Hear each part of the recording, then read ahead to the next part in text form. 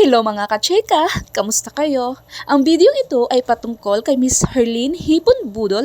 Alam niyo ba guys na trending ngayon sa social media ang concert na naganap sa Mindanao kung saan ginaganap ito sa Cotabato City.